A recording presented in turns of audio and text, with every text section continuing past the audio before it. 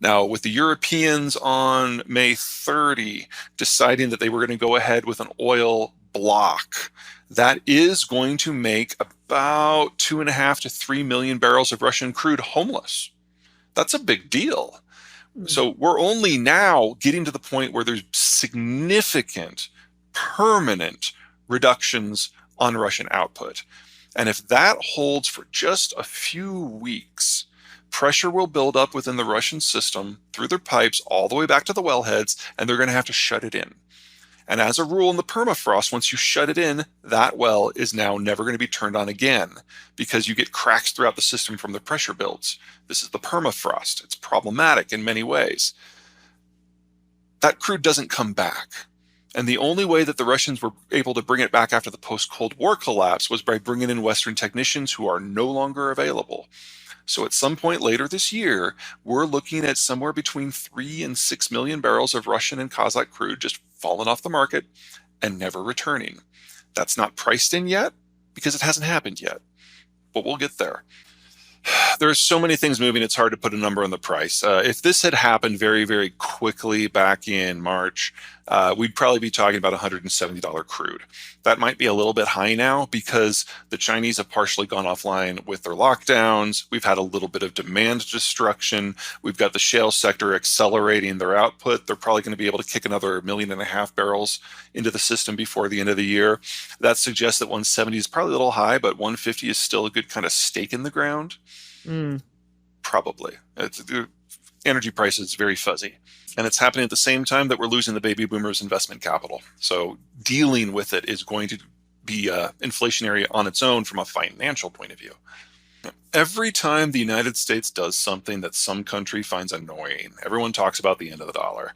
But if you look at what has happened with the sanctions on the Russians so far, the Europeans have basically ceded their position in international currency control to the United States. And that means that they've joined in with the Canadians, the Taiwanese, the Koreans, the Japanese, the Australians, the Kiwis. There's only one currency anymore. And everybody really only has one place to go. Because if you look at the demographic structure of the world, the United States has the millennials. That's a consumption base now, it's a production base for the future. That's great. If you look at most other countries, they don't have that class. So the tools you would normally use to shape monetary policy, primarily interest rates, do not work in a society where there isn't a lot of consumption. That's what you're trying to regulate primarily with interest rates. So the US Fed can still do that. Most other countries cannot, which means this tightening process that the Fed is going through is making an ever larger delta in terms of interest rates between the United States and everybody else.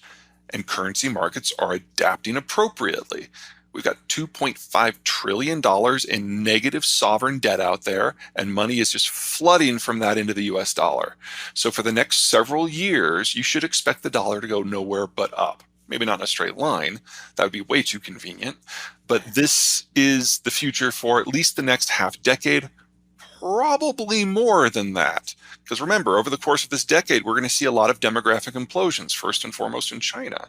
And that capital, once it has a chance to run, is going to run to someplace with rule of law and a lot of liquidity. First and foremost, you're talking capital flight. During COVID, that was probably a little over $2 trillion a year. It's certainly going to increase. That is going to make it even more difficult for these countries to adapt to the changes in supply chains and demographics and economic norms. The second big thing, of course, is the debt market. There were a lot of countries, especially in the developing world, that took out huge volumes of debt in the 2010s when the US dollar was relatively weak to the global norms. We now see the other side of that. And you should expect a series of not just currency crises, but debt crises in at least the majority of the countries out there. And that is also unavoidable at this point. It's a question of what's the difference between the financial economy and the real economy. And there's definitely something to be said. As a rule, when times get tough for the average American, whether it's because of inflation or disease or war, whatever it happens to be, the Federal Reserve just ignores whatever the financial system wants and focuses on the real economy. We're not there yet. We'll probably get there next year. There's only three parts of the American economy that are internationally linked at all. One is tech manufacturing. That's all in East Asia. A lot of that's now coming back. Number two is agriculture, because American farmers and ranchers are just so hideously productive that they have to export about 1/3 of the calories that they produce. Finance is the only other one. And if there's one thing today's Democrats and Republicans agree on, it's that the financial world is not a group they speak for. So the political support that might have existed during the W administration or the Bill Clinton administration, that's gone.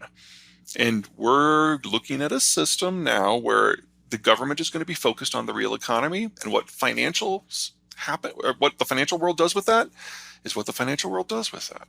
Now, with all the capital flight coming in, I don't think it's going to be quite so bad as you think.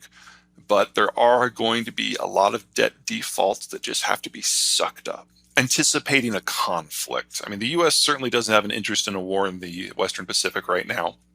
And when the Chinese look at what's happening in Russia with Ukraine, they realize that every bit of their plans for Taiwan have proven incorrect. The international community did not just accept the deal. The war was not over in a week. And the concept of boycotts, that individual consumers could actually shape corporate policy, wow, the Chinese have no frame of reference for that at all. So I think actually the risk of a war of China trying to take over Taiwan has dropped. The sanctions proofing, that makes a lot more sense. The Chinese are discovering that sanctions really can hurt a major country that happens to be a food and oil exporter. Can you imagine the damage for China, which is a food and oil importer?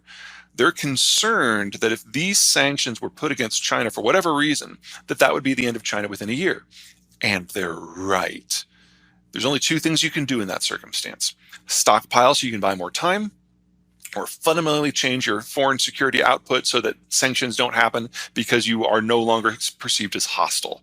And because the Chinese no longer can adapt their policy, because there's only one guy making all the decisions, trying to sanction proof is all you can do. It won't work. China imports 85% of its energy and 85% of the inputs to grow its food. So the most they can do is buy a few weeks. But what their system is, as it is right now, that's the best case outcome. Just make sure you don't take demographics as a factor, and that's everything. They feed into the picture. So a good example, two good examples are Mexico and India. They were relatively late to industrialize, and so their birth rate collapses happened later than they did in, say, Russia or China. If you look at the demographic pyramid for India, it goes down from the top as a pyramid like it's supposed to. Then you get to about the 30-year-olds, and then it goes straight down.